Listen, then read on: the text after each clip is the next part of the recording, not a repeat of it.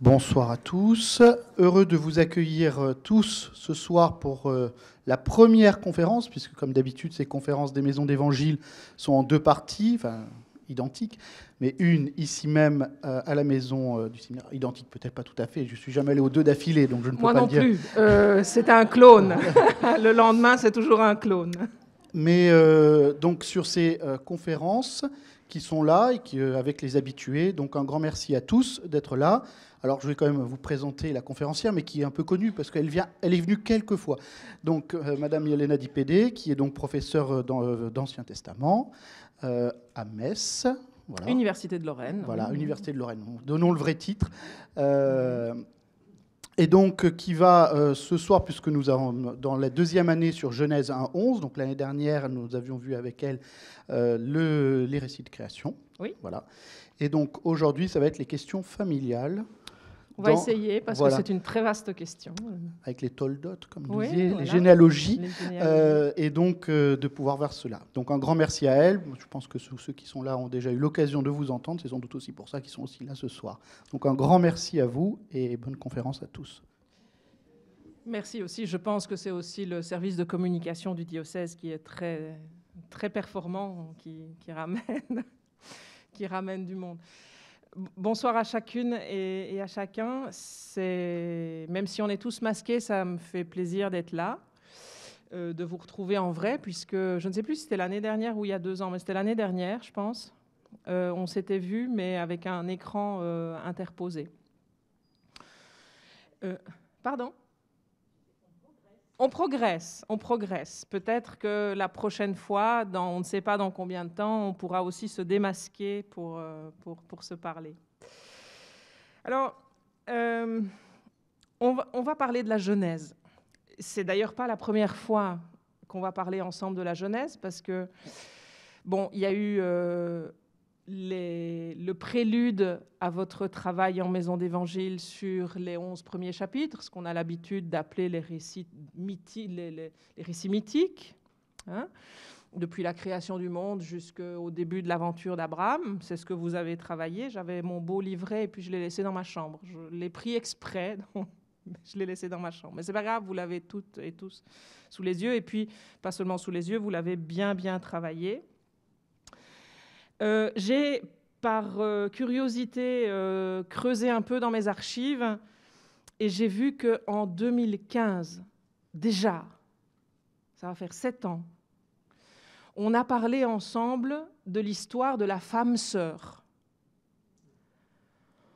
Donc, vous connaissez ça par cœur, même si c'est peut-être un peu loin, puisqu'on en a parlé il y a 7 ans, donc on touchera ça presque de manière annexe, parce que ça va faire partie, évidemment, des choses dont je vais parler ce soir, mais je ne vais pas en parler beaucoup, parce que je voudrais me concentrer sur autre chose. La question de la conférence de ce soir est une question très, très vaste, hein, en réalité, et donc on pourrait, sur chacun des rapports familiaux, passer au moins une soirée en les illustrant avec des récits différents. Donc, mon but, si vous voulez, c'est de reprendre un peu l'ensemble, parce que je sais que vous allez quitter la Genèse, vous allez passer à autre chose, qui est très bien aussi, hein.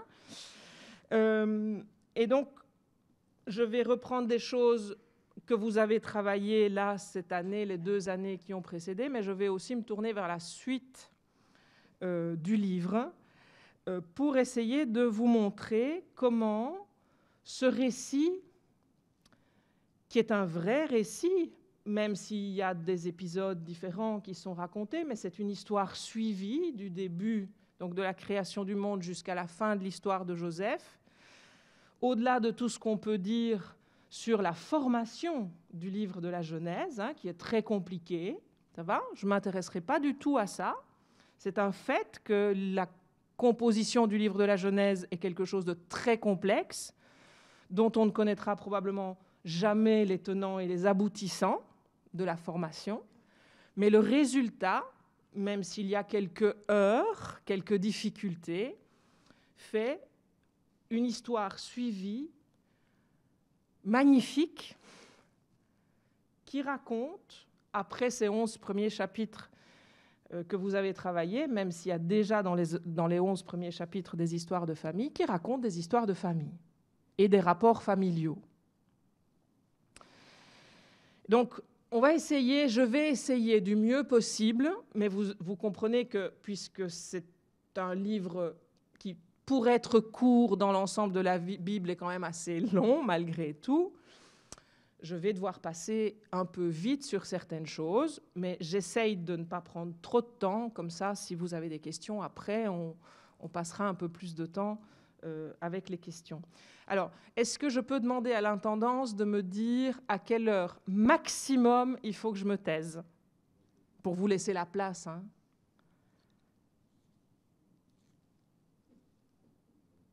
Pas de réponse.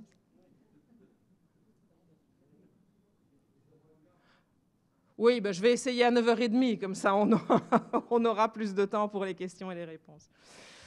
Alors, le fil rouge de mon intervention, ce sont toujours, comme quand il s'agit de travailler la Genèse, des écrits d'André Ouénin, que vous avez déjà entendu parler, peut-être pas en vrai, mais en tout cas, vous avez déjà vu de ces titres. Dans la bibliographie du petit fascicule, il doit y avoir un titre ou deux, parce que André Ouénin, c'est le spécialiste actuel de la Genèse.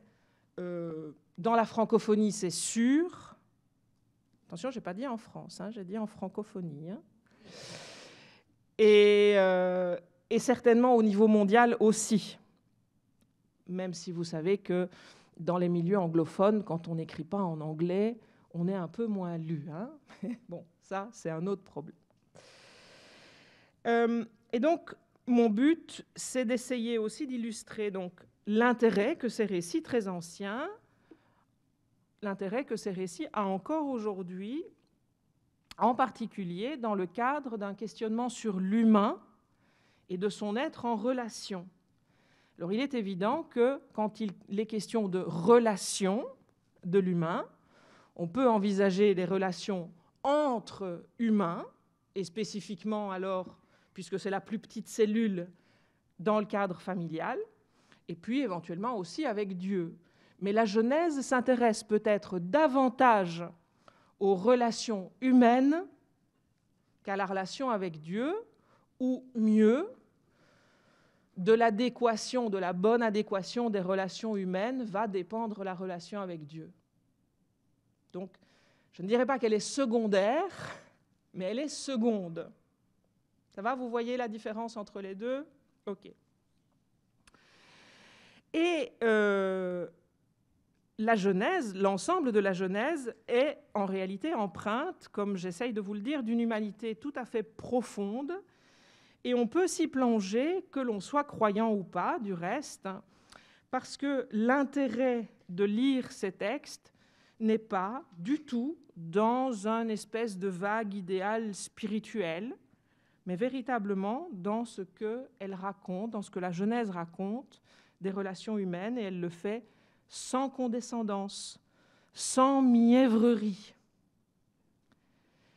Mais pour comprendre ça, il faut d'abord être d'accord sur un point, mais je sais que vous êtes tous d'accord là-dessus et que vous êtes très attentifs à ça, c'est qu'il faut prendre le récit au sérieux et qu'il faut le lire, non pas pour espérer y trouver quelque chose qu'on croit y être, ça va, mais qu'il faut le lire pour ce qu'il raconte et pour la manière dont il raconte les choses.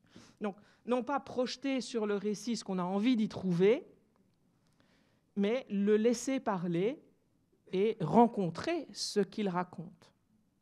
Okay ? On y trouve, d'ailleurs, vous le savez bien, hein, des personnages qu'on pourrait dire de chair et de sang, des personnages qui sont tous aux prises avec une réalité qui est complexe, voire très complexe, et qui affrontent, comme c'est le cas dans la vie de tout un chacun, un parcours souvent mené d'embûches et d'obstacles. On y raconte aussi dans la Genèse, c'est le deuxième aspect, c'est le deuxième volet, un Dieu qui inlassablement, page après page, essaye d'ajuster ses projets, essaye de s'ajuster lui-même presque à ce que les humains font des projets qu'il a pour eux. C'est pas comme dans la phrase on dit « l'homme propose et Dieu dispose ». Ici, c'est vraiment l'inverse. C'est Dieu propose et l'homme dispose. Et Dieu s'adapte en conséquence.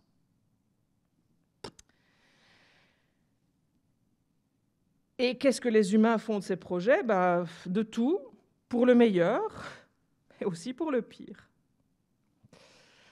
De génération en génération, toutes ces générations qui se succèdent dans le récit, il y en a 4 essentiellement, en tout cas à partir d'Abraham, il y a 4 générations.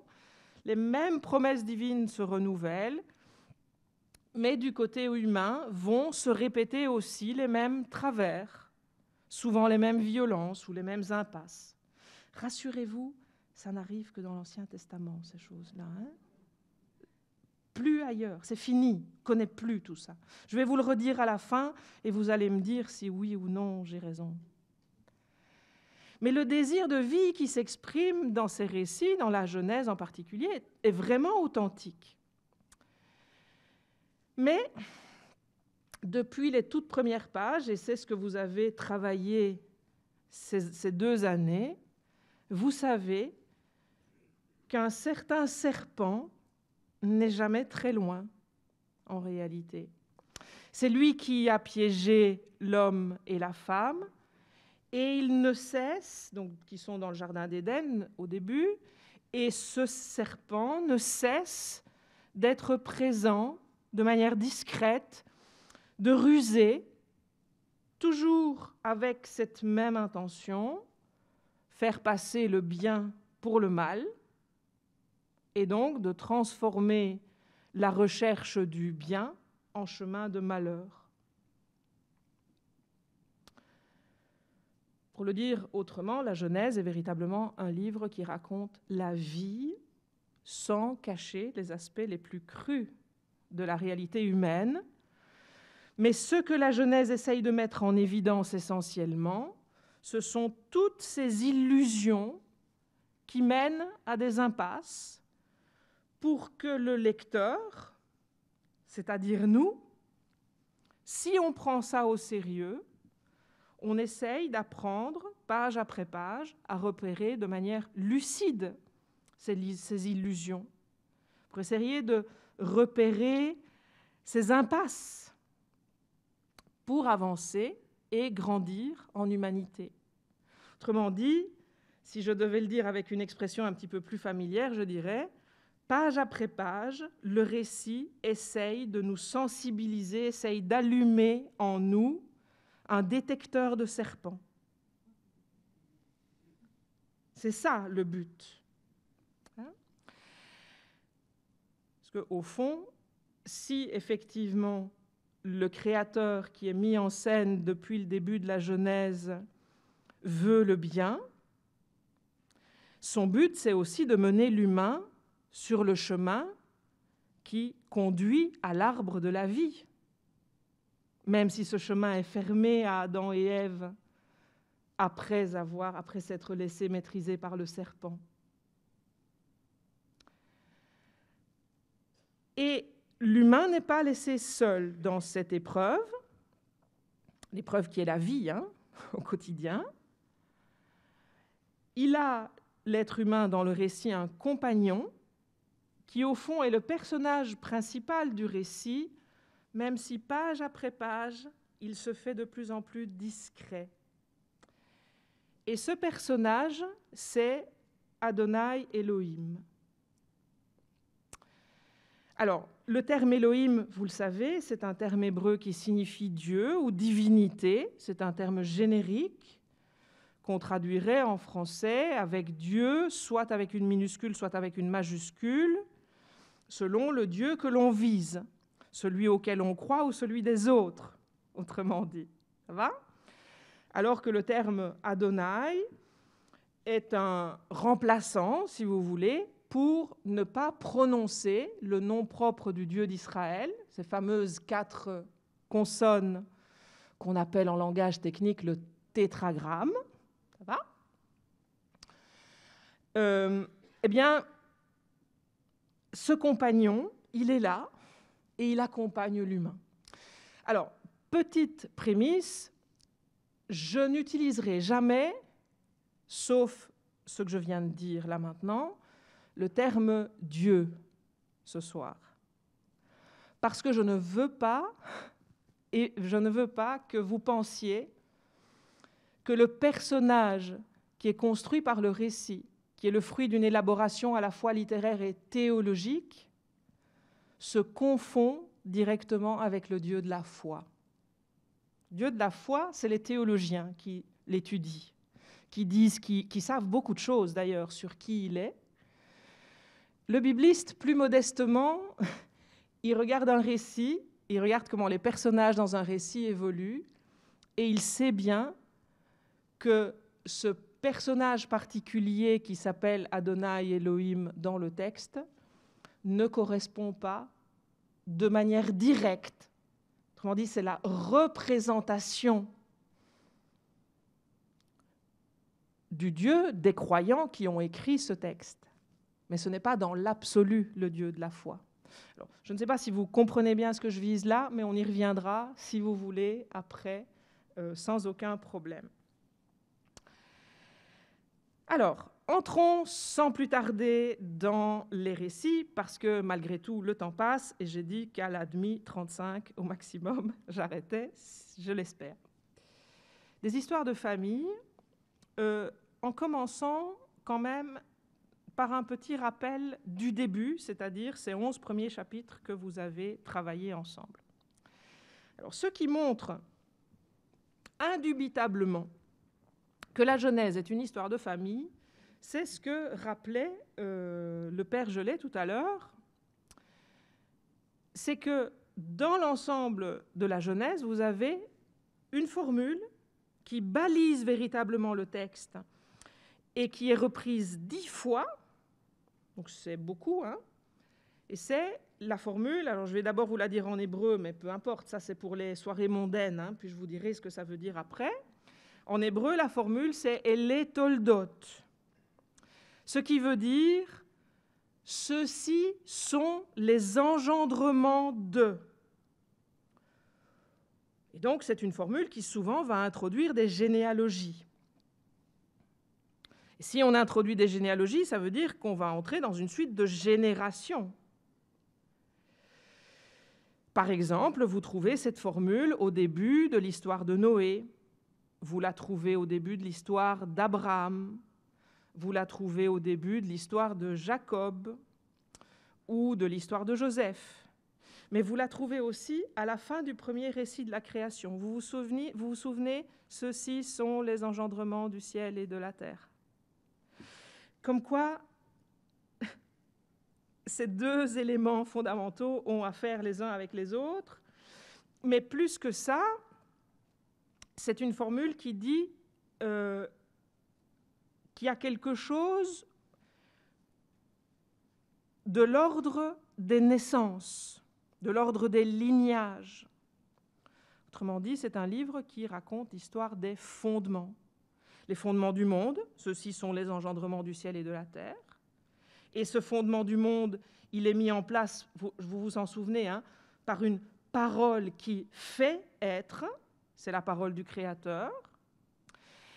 Les fondements de l'humanité, à travers une bénédiction qui ouvre à la fécondité, et cette bénédiction, elle vient dès le premier récit de la création, hein, vous vous souvenez, fructifier, multiplier, etc. Et puis, c'est le livre du fondement d'un peuple, à travers justement cette famille particulière qui est appelée à une destinée tout à fait spécifique, singulière, Abraham et ses descendants. Et l'ensemble du livre de la Genèse va se nouer autour de quelques fils rouges. Alors le premier, c'est autour de la question des aléas de la bénédiction divine, bénédiction qui le plus souvent est aux prises avec la convoitise que le serpent a instillée chez les humains. Deuxième fil rouge, qui est connexe au premier, mais qui est important pour nous aussi dans la thématique de ce soir, c'est la tâche difficile, souvent aussi parce que les parents n'aident pas, la tâche difficile pour les fils et les filles de laisser père et mère pour assumer leur destinée singulière. Et ça, c'est aussi inscrit dès le début. Vous vous souvenez, cette petite incise du narrateur dans l'histoire d'Adam et Ève, ainsi l'homme quittera son père et sa mère et ira avec sa femme. Chapitre 2, verset 24, si vous voulez aller vérifier. Autre fil rouge, toujours en lien avec notre thématique, ce sont les méandres du devenir de la fraternité, fraternité qui, elle aussi, est sans cesse menacée par l'envie et la jalousie.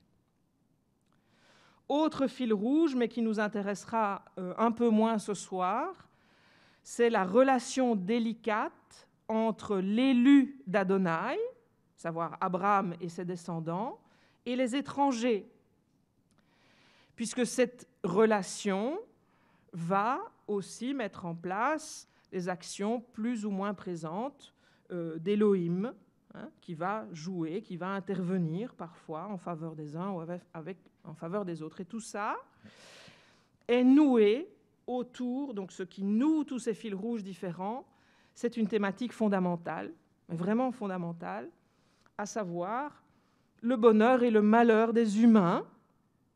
Autrement dit, cette thématique fondamentale n'est autre que des choix de vie ou des choix de mort. C'est une question de vie ou de mort, ces histoires qui se racontent dans la Genèse. Alors, vous vous souvenez, maintenant je vais faire juste un rappel, mais tout ça vous vous en souvenez, tout commence lorsque Adonai Elohim modèle l'humain, le place dans le Jardin d'Éden pour le cultiver.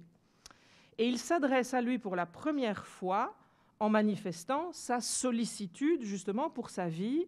Et vous vous souvenez, ce qui se passe, c'est qu'il lui donne tous les arbres qui sont beaux à voir et bons à manger. Et en même temps qu'il lui donne de tous les arbres, il le met en garde contre un danger mortel. Et ce danger mortel, dès le début, il est présenté par l'arbre du connaître bien et mal. Vous vous souvenez de la parole, au jour où tu en mangeras, mourir, tu mourras.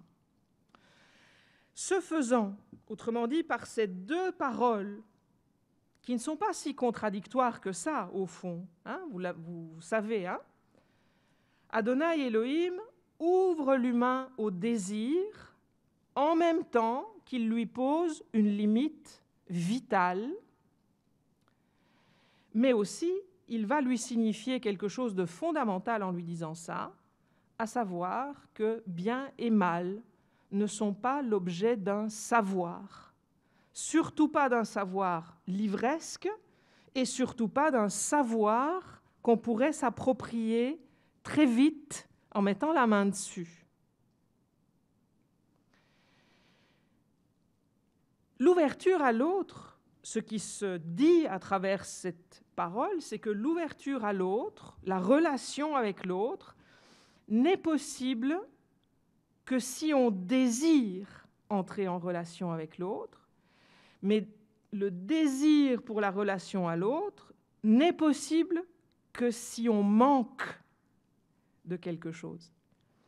Si on a tout, c'est absolument inutile d'entrer en relation avec quelqu'un d'autre, on n'a pas besoin. Va ? Et donc c'est une parole qui inscrit le manque, la limite, en même temps qu'elle ouvre au désir, et en particulier au désir de la relation. Et vous savez parfaitement bien qu'une relation juste ne peut se mettre en place que si on ne connaît pas tout de l'autre, autrement dit, si on est capable de confiance. Ce qui signifie qu'il faut avoir un déficit de savoir sur l'autre pour entrer véritablement en relation avec lui et pouvoir lui faire confiance. Sans confiance, il n'y a pas de relation véritable. C'est la Genèse qui le dit. Hein. Aujourd'hui, ça a peut-être changé. La Genèse, elle dit ça. Lorsque le serpent arrive, qu'est-ce qui se passe? Le serpent s'approprie de la parole divine qui est pour le bien, mais la transforme en mal. Il insinue que la limite, que le manque n'est pas quelque chose de bon, que ce manque émane d'un Élohim jaloux de la connaissance. Il veut la garder pour lui, il ne veut pas la partager.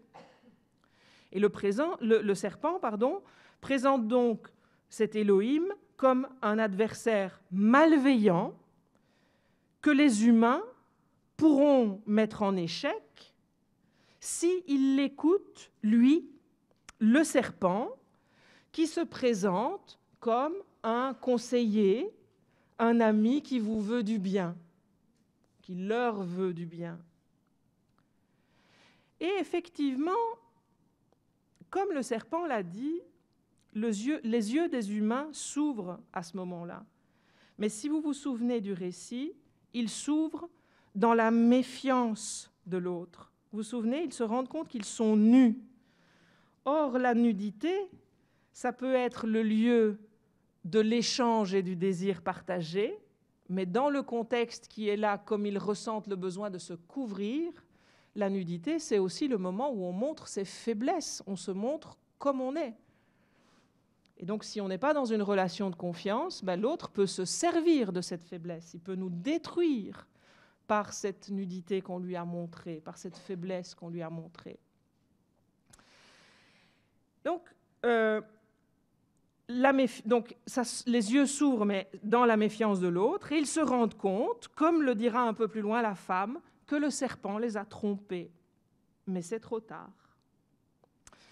Loin de faire des humains les égaux d'Élohim, la logique que le serpent leur a proposée et qu'ils ont épousée a des conséquences désastreuses, puisque leur désir, qui au départ était positif, vital même, s'est transformé en convoitise et en jalousie. Le serpent a semé la souffrance générée par des relations qui sont envenimées par la méfiance de l'autre, la volonté de s'imposer à l'autre, la volonté de posséder l'autre. Vous vous souvenez que la première mission qui est confiée à l'humain dans la Genèse, c'est encore au chapitre 1, c'est celle de dominer l'animal.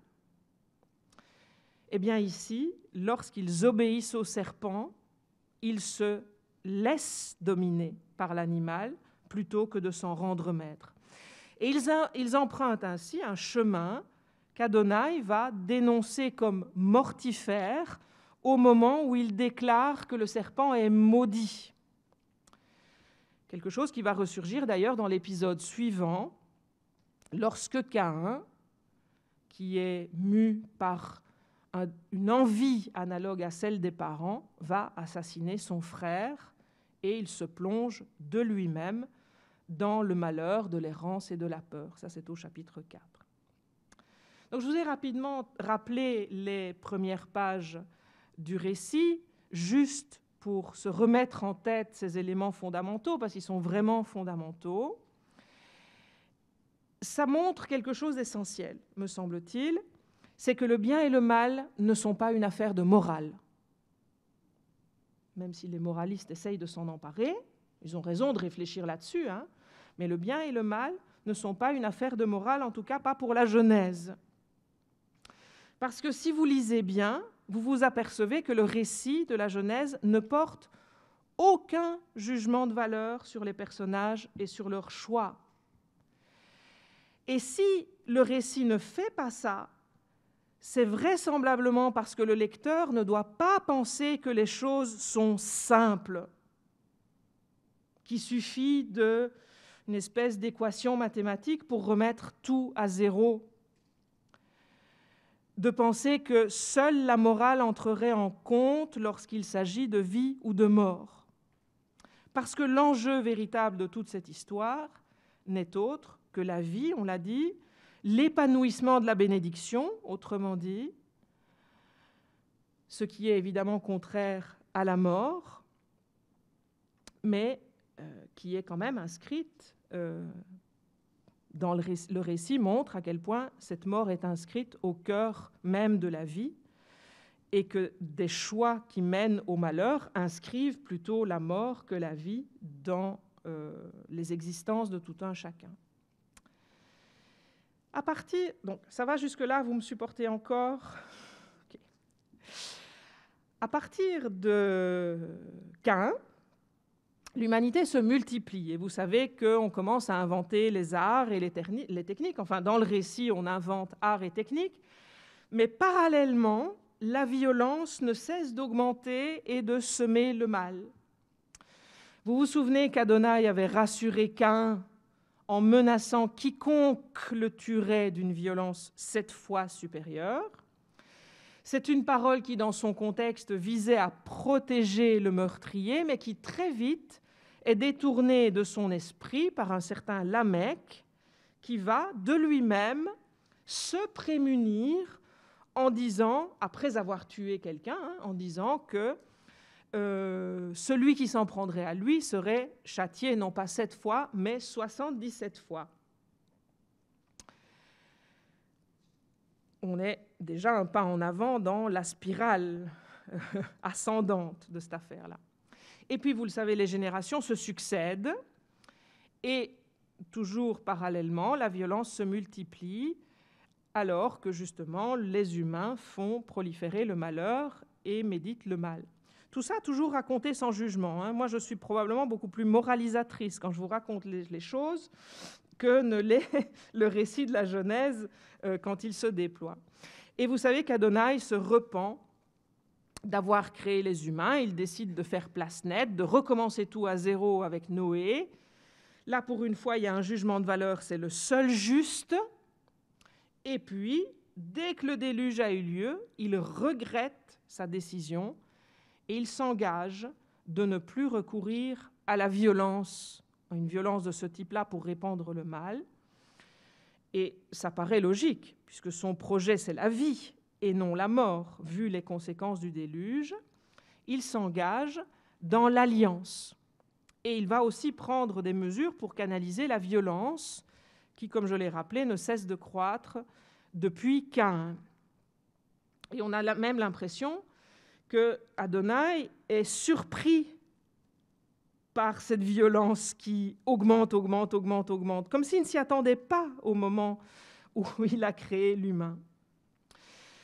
Mais cette violence, malgré tout, ne cesse de ressurgir, et vous avez, par exemple, Cam qui, au sortir de l'arche, déshonore son père, où vous avez l'épisode de Babel, dans cette volonté d'uniformité un peu d'une forme de totalitarisme, hein, où les bâtisseurs de la tour veulent tous se ressembler les uns aux autres, une volonté d'uniformité à laquelle Adonai va évidemment s'opposer en provoquant la dispersion. Vous connaissez cette histoire et je ne vais pas m'y arrêter plus que ça. Adonai, après le déluge, je vous le rappelais, s'est solennellement engagé à ne plus user de violence. Et il imagine donc un nouveau moyen. Parce que son projet de bénédiction et de vie reste.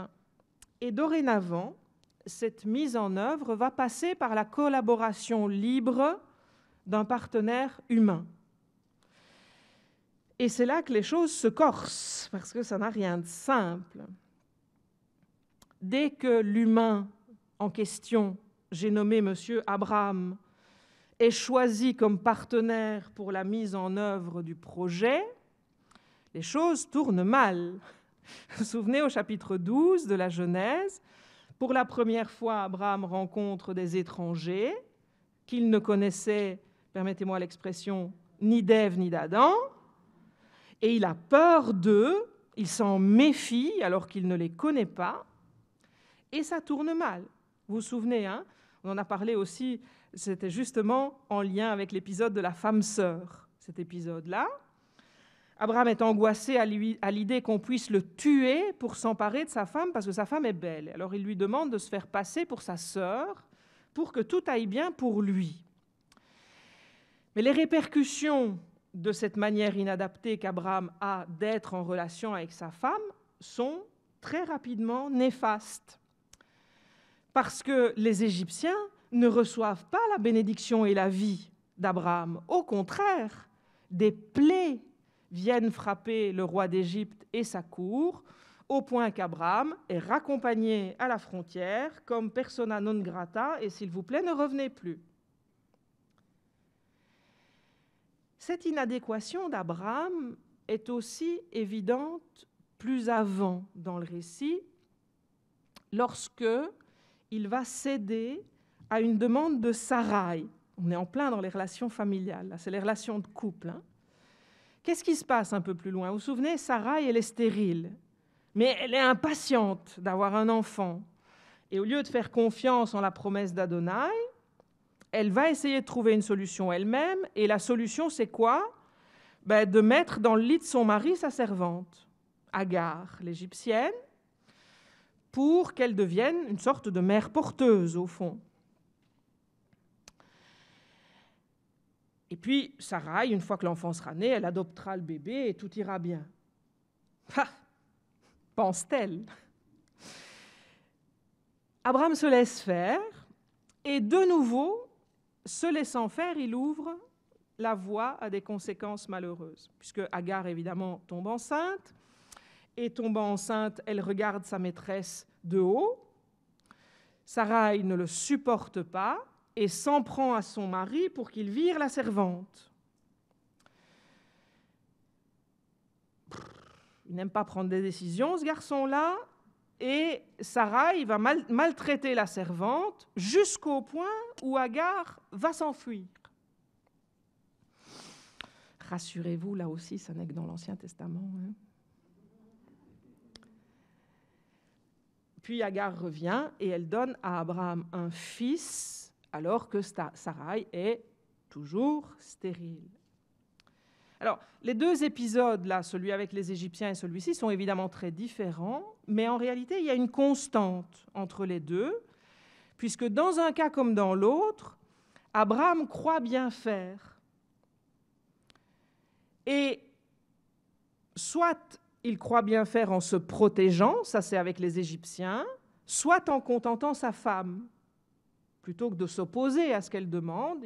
Allez, cause toujours, ok, je vais faire ce que tu veux, comme ça au moins j'aurai la paix. Mais en faisant ça, il fait du mal autour de lui. Il ignore probablement qu'il fait du mal. Il ne veut pas faire du mal. Ce n'est pas conscient, ce n'est pas voulu, autrement dit. Mais dans les deux cas, le résultat est là.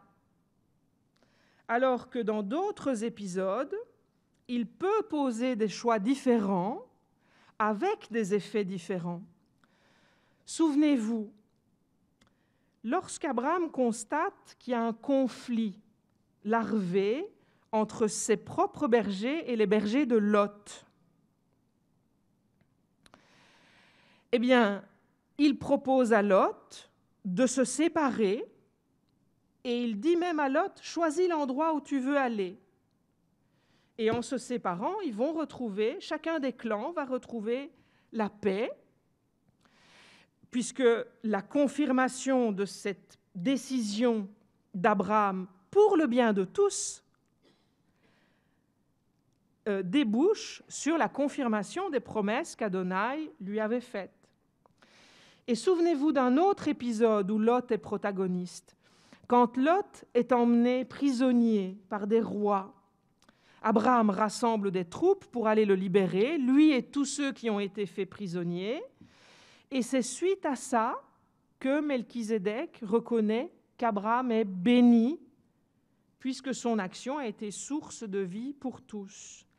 Et Adonai s'engage alors solennellement, de manière vraiment très solennelle. C'est là que vous avez au chapitre 15 l'épisode de Dieu qui passe tout seul entre les deux parties de l'animal dépecé, là vous savez, pour dire qu'il s'engage solennellement vis-à-vis d'Abraham en sa faveur dans une alliance.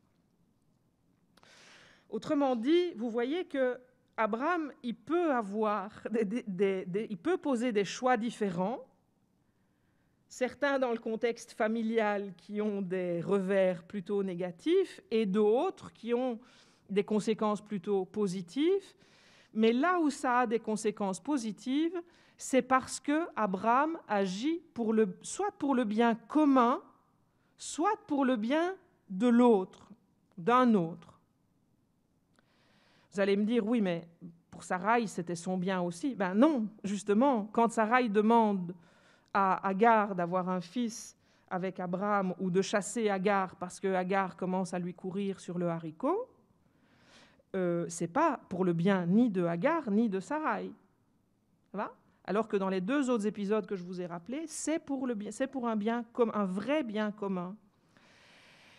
Parce que dans les 2 épisodes qui se passent à l'intérieur de la famille, en réalité, ce qui est en jeu, c'est un désir, c'est l'assouvissement d'un désir immédiat, d'un bien immédiat, qui vise son propre confort, son propre bien-être.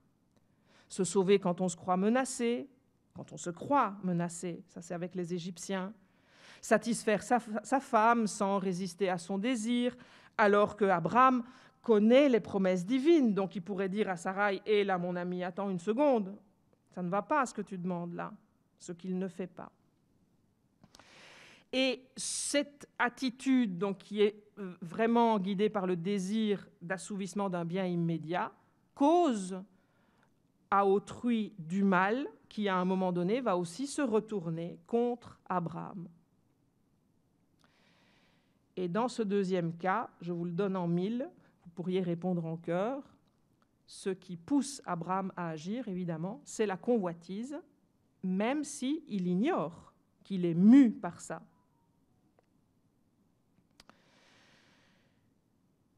C'est ici aussi, vous voyez, que réintervient un élément sur lequel j'ai insisté un petit peu tout à l'heure, c'est la question de la limite et du manque. Et la limite et le manque, chez Abraham, va s'inscrire dans sa chair. C'est à ce moment-là qu'intervient l'histoire de la circoncision. Parce que, comme je vous le disais tout à l'heure, seul le manque permet la relation, et donc l'alliance, et donc la vie. Et cette circoncision, donc cette inscription de la limite, cette inscription du manque, dans sa propre chair, va ouvrir Abraham au fils que, cette fois-ci, Sarah va lui donner.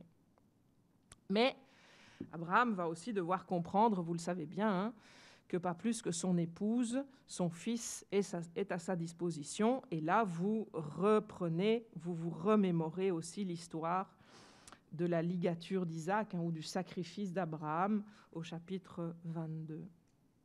Et Elohim, d'ailleurs, va rappeler à Abraham cette affaire-là, que le fils n'est pas à sa disposition, que le fils n'est pas à la disposition du père, va le lui rappeler 2 fois. D'abord en lui demandant de laisser partir Ismaël, et puis avec l'épisode que je viens de rappeler, en lui demandant de se séparer d'Isaac, de couper le cordon avec Isaac. Isaac, vous vous en souvenez, hein, il est emmené sur la montagne, et là, Abraham va se montrer prêt à un geste de contre-don.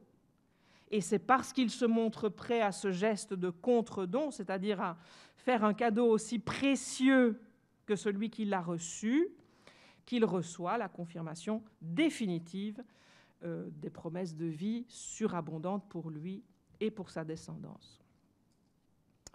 Je l'ai rappelé tout à l'heure, cédant à la convoitise de Sarai, Abraham a un fils avec sa servante Agar.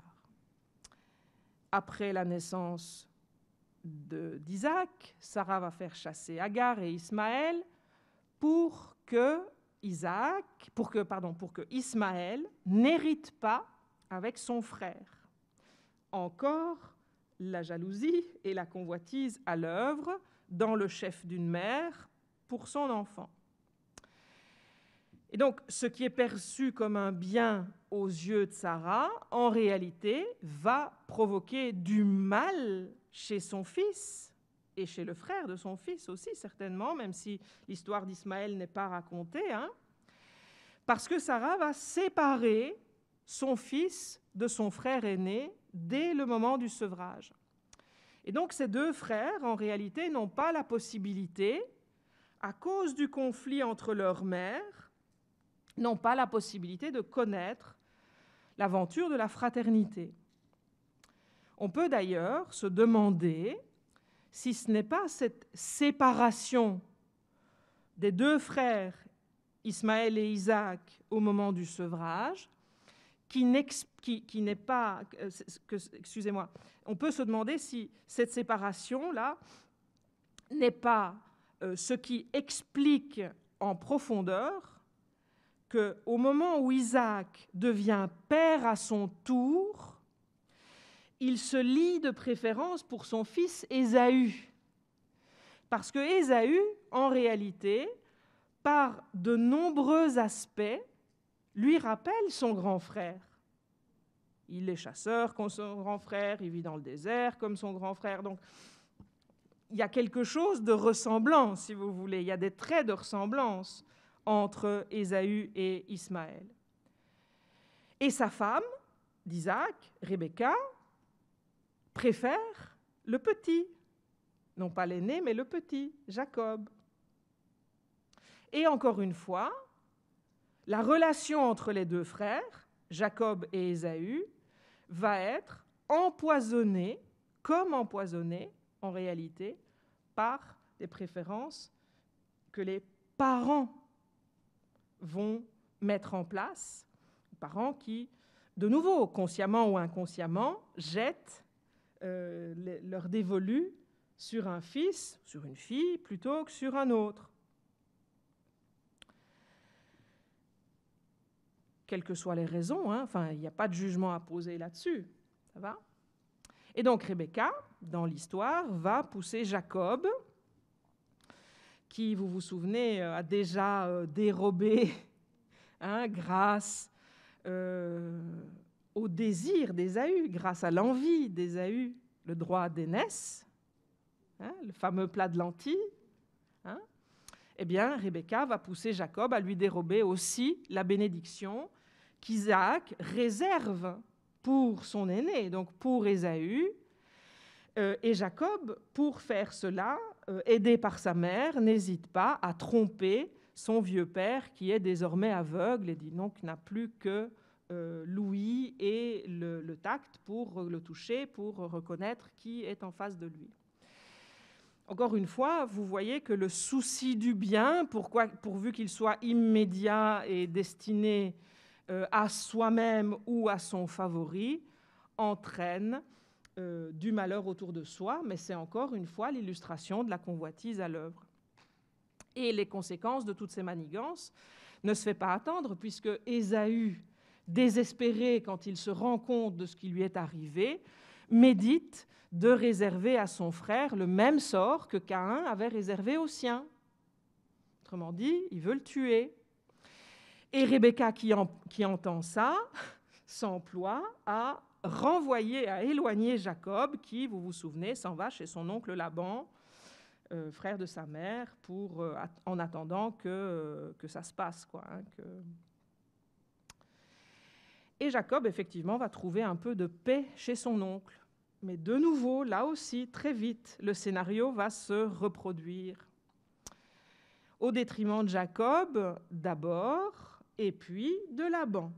Alors, au détriment de Jacob, c'est que Laban l'entourloupe et arrive à le faire travailler pour lui 7 ans de plus, parce qu'alors que Jacob était amoureux de Rachel et veut épouser Rachel, Laban lui met dans son lit d'abord Léa.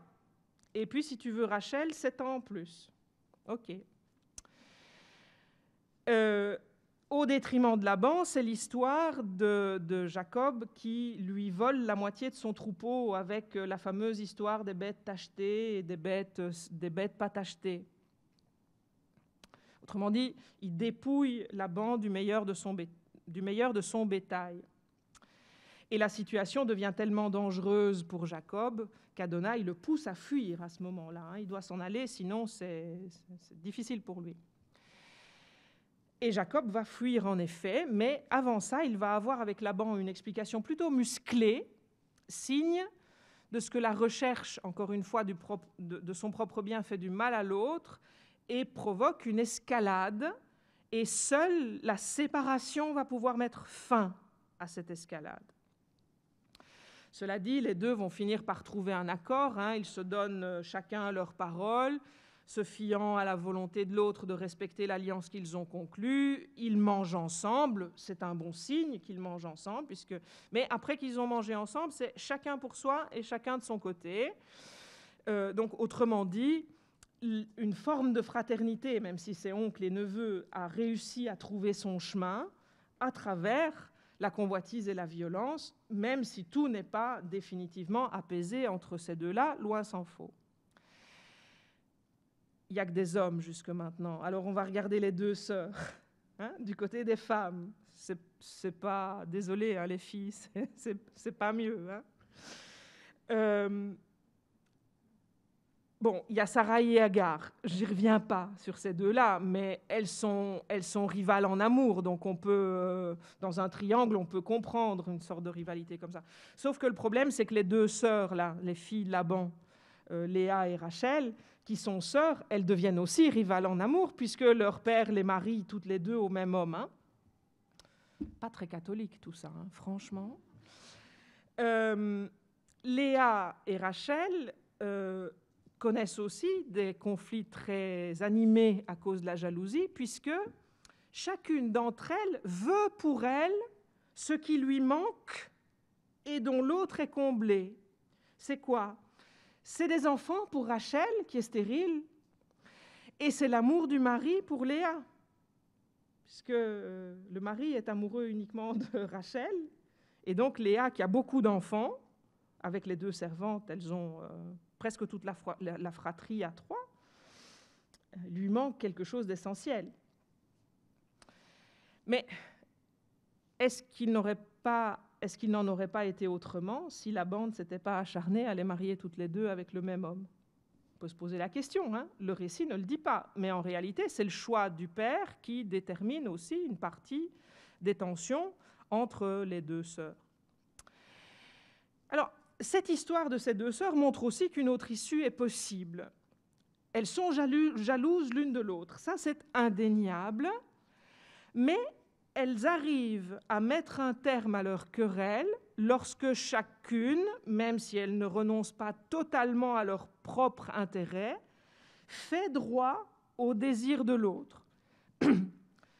L'aînée, Léa, va donner à sa cadette les fameuses mandragores qui vont la rendre féconde. Et Rachel concède à Léa la possibilité de jouir de l'amour de son mari.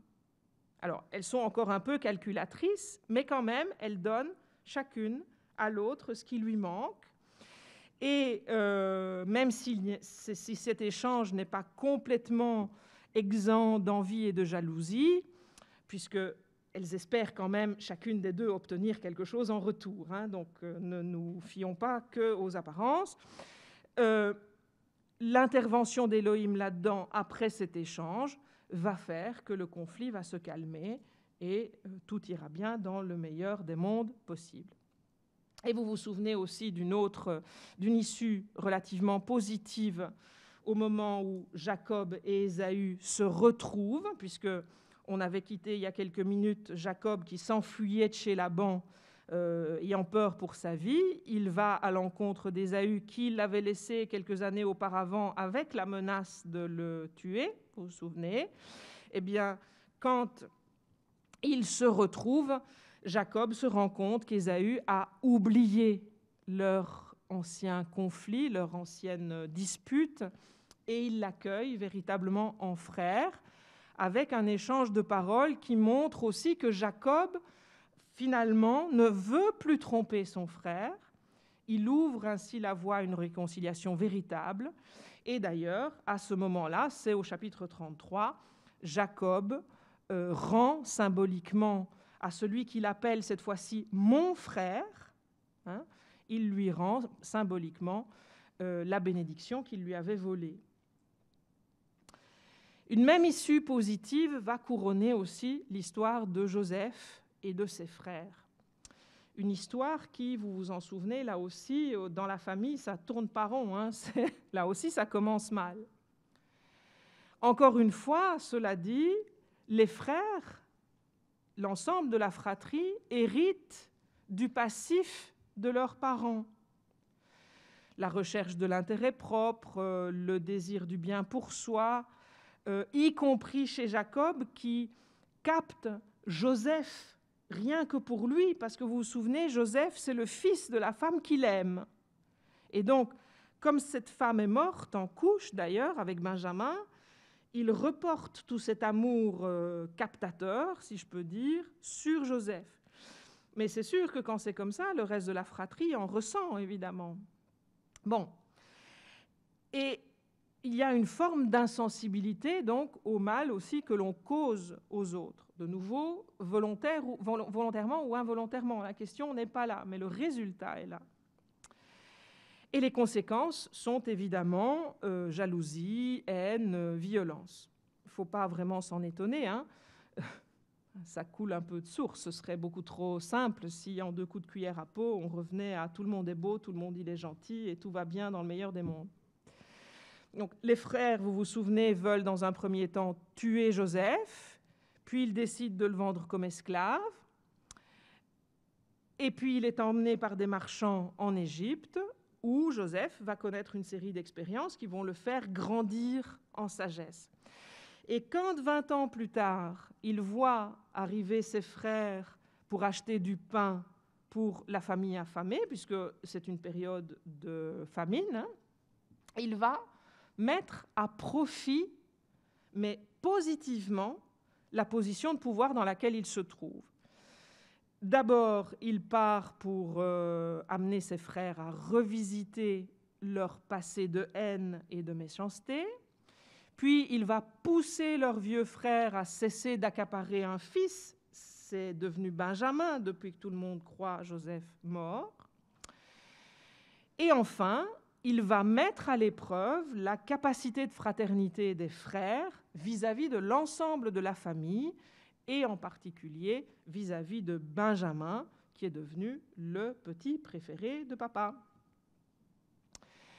Dans un premier temps, la manière d'agir de Joseph est évidemment douloureuse pour tous, parce qu'il n'y va pas par 4 chemins. Il est dur, il met des choses en place qui sont, on pourra revenir sur les détails, mais ce faisant, même si ce processus d'émergence de la vérité qu'il met en place est difficile, en réalité, Joseph renonce à toute vengeance vis-à-vis de ses frères. Cette vengeance serait une satisfaction immédiate pour lui. Peut-être que ça lui ferait du bien 2 secondes et demie, mais quelqu'un d'autre l'aurait fait. Il renonce à ça et il fait en sorte que chacun assume son propre mal pour cesser de faire du mal aux autres. Et de cette manière, véritablement, il renoue de manière très forte avec la thématique qui est au cœur du tout début de la Genèse, au cœur du récit de l'Éden. Parce que, au moment de la dernière rencontre entre Joseph et ses frères, c'est au chapitre 50, les frères redoutent la vengeance de Joseph qu'ils ont jadis voulu vendre comme esclave et qui est devenu vice-roi d'Égypte. Ils implorent son pardon, ils viennent se livrer à lui comme esclaves. Et Joseph leur répond ceci: « Suis-je à la place d'Élohim, moi ? Oui, vous avez tourné contre moi du mal, Élohim l'a tourné en bien pour faire vivre un peuple nombreux. » Vous entendez le retournement ? À l'instigation du serpent, le couple de l'Éden prétend être comme Élohim. Joseph refuse ça, clairement. Suis-je Élohim, moi, pour décider de votre sort ? Et comme pour mettre un terme à tout soupçon sur l'action divine, puisque le serpent a suggéré que l'action divine était malveillante au début de la Genèse, vous vous souvenez, eh bien, il déclare, Joseph, qu'à partir du mal qui a été prémédité et commis par ses frères, Elohim a tiré un bien, puisque de ce mal, il a fait un creuset pour donner la vie, pas seulement à Jacob et à sa famille, mais aussi à tous les Égyptiens. Et donc le serpent qui s'était emparé de la bonne parole divine pour inciter au mal et faire le malheur, au contraire du serpent, Elohim retourne le mal en bien et en abondance de vie. Et donc on voit bien qu'à la fin de la Genèse, Elohim s'est montré fidèle à ses engagements du début et qu'il a écrasé, grâce à Joseph, avec la collaboration de Joseph, la tête du serpent. Et Joseph, lui, donc du côté des humains, va aussi tout à fait inverser la logique qui est celle de Caïn au début, puisqu'il va renoncer à se venger et donc à tuer ses frères. Alors je termine très rapidement, parce que, comme d'habitude, je vais beaucoup plus loin que ce que je pensais dans le temps, je veux dire. Alors, on peut noter quelque chose, quelques éléments, quelques constantes. La violence physique est certainement ce qui se voit le plus et le plus immédiatement, mais dans la Genèse, elle n'est presque pas racontée. Il y a très peu d'épisodes où on raconte de la violence physique. Par contre, cette violence physique dans la Genèse est toujours la conséquence d'une violence cachée, qui est beaucoup plus sournoise, et qui va, cette violence cachée, aboutir à une envie de vengeance le plus souvent. Pensez à Ésaü, par exemple, pensez à Laban. Voilà, j'ai donné quelques exemples. Le seul qui ne fait pas ça, c'est Joseph. Les autres font un cheminement. Le seul qui est tué, c'est Abel, par un frère. C'est le premier, d'ailleurs. Ça commence bien, la fraternité, dans cette affaire-là. Mais voilà. Et à la base de cette violence se trouve le plus souvent, je l'ai répété plusieurs fois, l'envie, la jalousie. Et les racines de cette envie et de cette jalousie sont très profondes. Et elles se situent parfois à la génération précédente, voire peut-être 2 ou 3 générations plus haut. Autrement dit, on ne peut pas juger parce qu'on n'est pas forcément responsable du mal qu'on fait, sauf, vous l'avez vu dans l'histoire de Caïn, quand on refuse, comme Caïn le fait, d'entrer en dialogue avec quelqu'un qui, Elohim en l'occurrence, qui vous propose un chemin alternatif, à savoir mettre des mots pour prendre distance. Ça, Caïn ne le fait pas. Et donc on peut aussi constater que la parole, qui est un magnifique instrument, dans la Genèse et souvent dans la bouche des humains et dans les relations familiales, devient aussi la pire des armes. Parce que là aussi, tout dépend de ce qu'on en fait. La parole est indispensable, mais lorsqu'elle est empreinte de ruse, d'envie, de convoitise, elle génère le mal autour d'elle plutôt que... Bon, alors je termine là-dessus. Sur 4 générations, à partir d'Abraham, la Genèse met en scène une famille qui aurait plutôt besoin d'un psy qu'autre chose. Chacun jugera par rapport à ses propres expériences familiales si elle a vraiment besoin d'un psy. Je pense vraiment que la Genèse met en scène sur 4 générations une famille normale. Dans toutes les familles, il y a de ce type de problème-là, me semble-t-il. Dans certaines familles plus forts, dans d'autres moins forts. C'est sûr que heureusement qu'on ne sort pas pour tuer son frère et sa sœur à tous les coins de rue, parce que voilà. Mais l'avantage de tout ça, si vous voulez, c'est vraiment de mettre en scène les impasses. Ce qui compte, au fond, quand on raconte une histoire de famille, parce que vous avez vu que ça foire à tous les niveaux. Ça foire entre mari et femme, ça foire entre père et mère, ça foire entre frères et sœurs, à tous les niveaux. Mais c'est beaucoup plus intéressant, et pour nous, c'est beaucoup plus intéressant de lire des histoires qui tournent mal que des histoires qui tournent bien. La vie et la mort sont toujours sur une crête où c'est très difficile de voir comment s'en sortir. Quand on est dans sa propre vie, c'est d'autant plus difficile.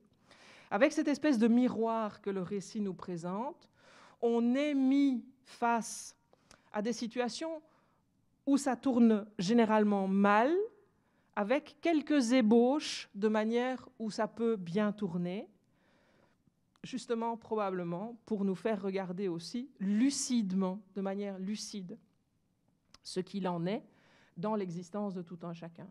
Avec la confiance dans la Genèse qu'il y a ce personnage là derrière qui vient au secours, Adonai Elohim, mais qui, petit à petit, s'en va, disparaît presque du devant de la scène, parce que ce qui compte aussi, c'est la responsabilité que chacun et chacune prend dans la construction de relations pacifiques avec ses proches. Je vous remercie pour votre attention patiente. Et finalement, j'ai été jusqu'à 44, alors que j'avais dit que je m'arrêterais plus tôt. Alors, il y a un micro qui va circuler. Si vous avez des questions, n'hésitez pas.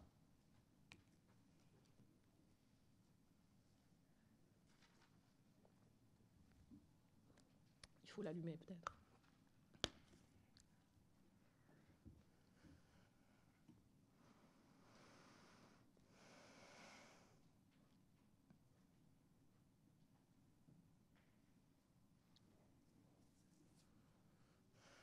Attends, je mets mes yeux. J'ai pas les lunettes. Enfin, il faut un technicien. Il faut bac plus 10 ici pour ouvrir un micro. Ah, voilà, j'ai réussi. J'ai bac plus 10. Des questions? Madame, là, devant, en rouge. Une question un peu bizarre. On est entre nous, ça ne sortira pas d'ici. Quel est l'intérêt, est-ce qu'on peut d'ailleurs poser cette question, d'avoir inclus ces récits dans un livre qui s'appelle la Bible? Parce que vous pensez que la Bible ne doit parler que de bons sentiments. Non, non, pas forcément, mais... Alors peut-être je vais reformuler autrement. Oui. Dans quel but? Pour donner du sens à quoi? Pour nous amener à quoi? Je recommence tout et on en reparle dans une heure. Non. Non, mais en 2 mots. Enfin, je veux pas paraître désobligeante, mais oui. Moi, de mon point de vue, ça me paraît évident. Oui. Parce que si on n'arrive pas à revenir lucidement sur sa propre existence et sur ce qu'on fait quand il s'agit de... Parce qu'un des problèmes, je ne l'ai pas dit, mais un des problèmes de tous ceux qui trouvent des solutions, qui sèment le mal autour d'eux sans le vouloir, c'est qu'ils sont persuadés qu'ils sont dans leur bon droit. Hein. Et alors, certainement pas vous, mais pour moi, je sais très bien que souvent, je râle et je suis très fâchée sur d'autres en étant convaincue que je suis dans mon bon droit. Et puis, si j'y pense un petit peu, ce n'est pas vraiment ça. Sauf que quand on est dans sa propre vie, qui n'est pas encore finie, sur laquelle on n'a pas de recul, on n'a de recul pratiquement sur rien dans sa vie en réalité, sauf quand on est... comme dans Le Nom de la rose, hein, vous savez, le vieux Adso qui fait le bilan de tout ce qu'il a vécu, etc. Donc vraiment, à la dernière des relectures de sa vie qu'on peut faire, où on peut espérer avoir un petit peu de recul parce qu'on peut aussi avoir la sagesse des cheveux blancs, ce que moi, visiblement, je n'ai pas encore, même si j'ai des cheveux blancs. Quand on est dedans, quand on est, comme on le dit familièrement, le nez dans le guidon, c'est très difficile de se rendre compte dans quel type de logique on agit. Est-ce qu'on est guidé par le serpent ou pas? C'est extrêmement difficile. Et d'ailleurs, quand on le dit et qu'on y est pour soi-même, la plupart du temps, on ne se rend pas compte du tout. Et même quand quelqu'un d'autre vous dit « mais écoute, tu te trompes, mais vraiment, tu n'es pas dans le bon là », on aurait plutôt envie de l'envoyer bouler, hein, parce que c'est évident qu'on est dans le bon. Ça va? Donc, c'est peut-être pas là, mais une des raisons, c'est probablement celle-là. C'est que quand vous êtes face à une histoire qui est terminée et qui en même temps est ouverte sur la suite, parce que ça ne se termine pas avec la fin de la Genèse, il y a aussi l'Exode, il y a aussi la suite. Mais quand vous êtes face à une histoire, vous pouvez voir, parce qu'elle est terminée, même s'il y a une suite ouverte, parce que l'histoire est terminée, vous pouvez voir, constater où mènent certains choix mus par telle ou telle ou telle chose. Et si ça, c'est pas important dans la Bible, il n'y a rien qui est important dans la Bible. Même pas le Nouveau Testament, excusez-moi, Monseigneur. Parce que ce qui compte avant de tout ce qui peut être de l'ordre du spiritutu mystico-gélatineux, c'est ce qu'on construit avec l'autre et la relation qu'on construit avec l'autre. Et la Genèse, pour moi, ça sert à ça, à montrer comment les choses peuvent foirer et qu'elles peuvent foirer très vite si on n'y prend pas garde, parce que quelque part par là où on ne s'y attend pas et on ne le voit pas, le serpent, il est là. Excusez-moi pour la désobligeance.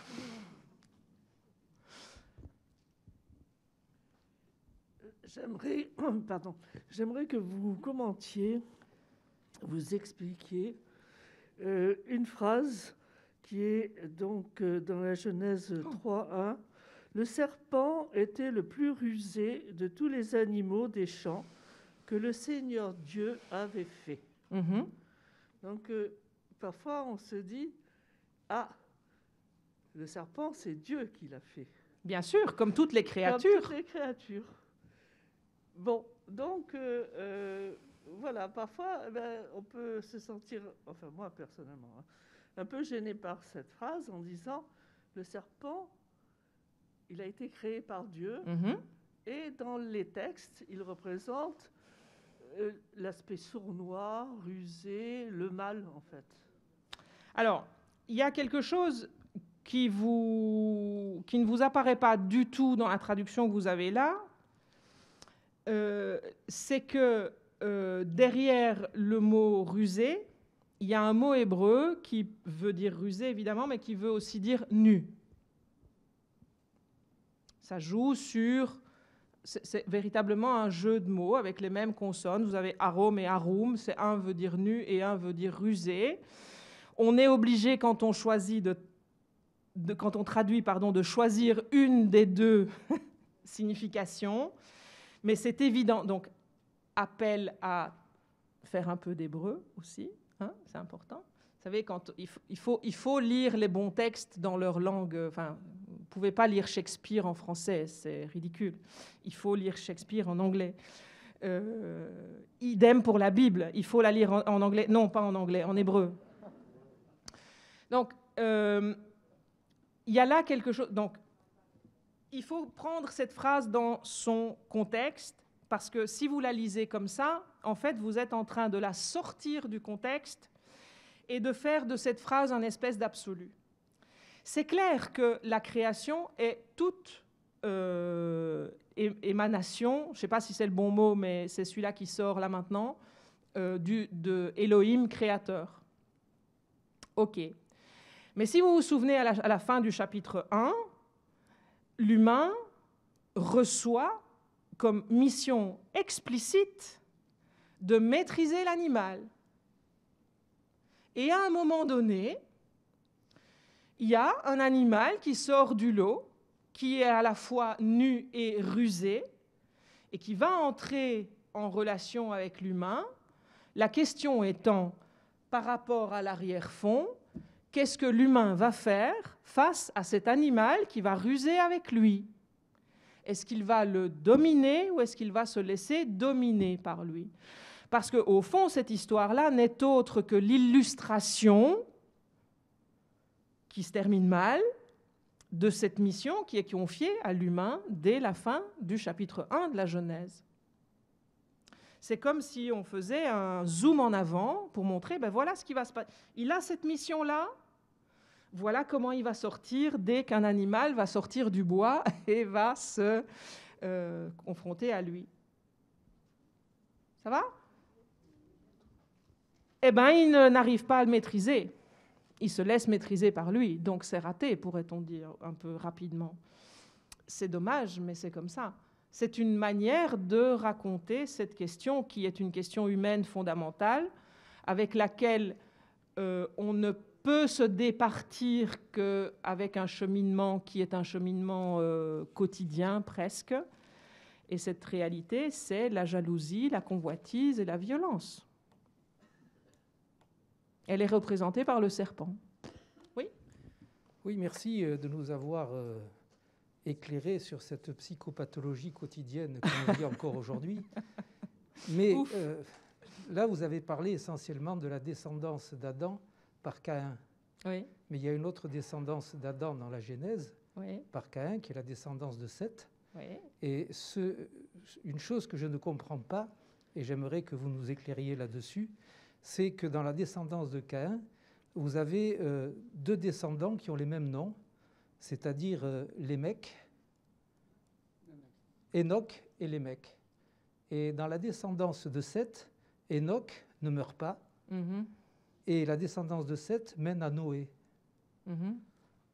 Alors pourquoi y a-t-il les mêmes descendants avec les mêmes noms dans oui, la mais vous savez, il n'y a plus d'un âne qui s'appelle Jean. Hein.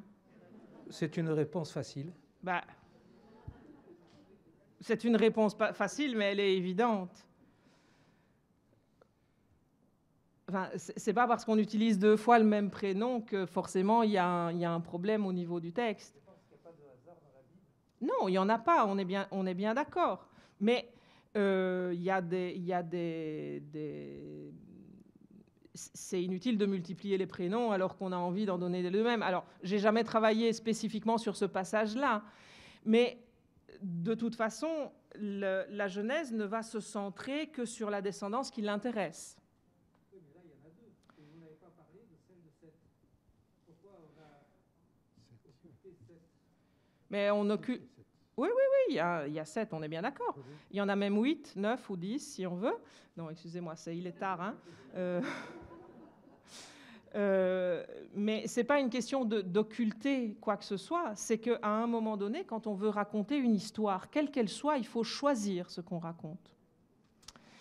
Et donc, choisissant ce qu'on raconte, on va tirer un fil qui est celui d'une descendance plutôt que d'une autre. Oui, mais la descendance de Seth mène à Noé, et Noé mène à la première alliance. Alors que la descendance de Caïn... Oui, mais ce qui intéresse dans la descendance de Seth, c'est Noé, et c'est raconté. Et ce qui intéresse dans l'autre, c'est ce qui se passe avec la violence de Caïn et les suites de la violence de Caïn.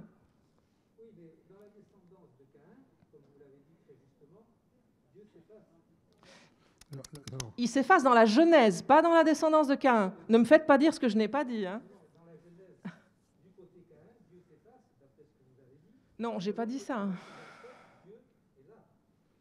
Je n'ai pas dit ça. J'ai dit que le personnage divin s'efface au fur et à mesure qu'on avance dans le récit de la Genèse. Il est très présent au début, quelle que soit la descendance en question. Il s'efface, il est presque plus présent dans l'histoire de Joseph, où d'ailleurs il apparaît uniquement sous les traits d'un homme, au chapitre 37, qui lui dit où sont ses frères. Et puis, il apparaît dans la bouche de Joseph, quand Joseph dit, comme je vous l'ai rappelé tout à l'heure, « Est-ce que je suis Elohim, moi ?» Voilà. Donc, je n'ai pas dit que Dieu disparaît de l'histoire de Caïn. Il s'efface au fur et... Non, mais je n'ai pas dit ça non plus. J'ai dit qu'il s'efface dans l'ensemble du récit de la Genèse. Je n'ai rien dit d'autre. Oui. Oui, de toute façon, la descendance de Caïn, elle est noyée dans le déluge. Hein. Oui, ça c'est évident aussi. Je n'avais pas pensé à celle-là. Merci Gilbert. Non, elle est noyée. Ben oui, ben c'est bien le signe que c'est récurrent et c'est récurrent chez tout le monde.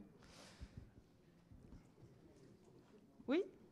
Oui, c'était pour dire combien le personnage de Joseph est extraordinaire, peut-être celui qui est le plus proche du Christ. Voilà, donc.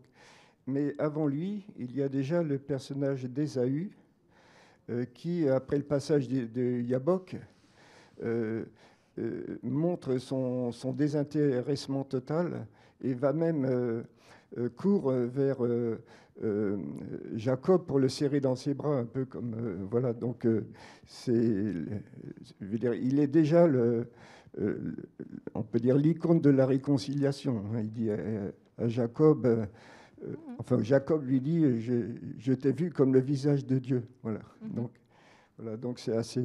Voilà. Je voulais juste faire remarquer ça. Tout à fait. Hein. Donc vous dites à votre manière quelque chose que j'ai dit effectivement aussi. C'est que, mais chez Ésaü, il y a une évolution.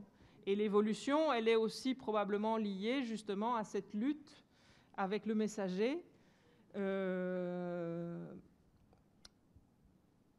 Parce qu'au début, il y a un désir de vengeance quand même chez Ésaü, qui va se transformer en autre chose. Dans l'histoire de Joseph, ce désir de vengeance n'est pas présent pratiquement du tout. C'est pour ça que c'est d'autant plus intéressant, parce qu'on se reconnaît, nous, avec tous nos désirs de vengeance, et donc on a aussi la possibilité de... Bien sûr, bien sûr. Mais il y a une évolution, hein, de nouveau dans l'arc du récit de la Genèse, il y a une évolution dans l'issue des histoires familiales. Ça commence avec un meurtre et ça se termine avec un pardon clair et franc.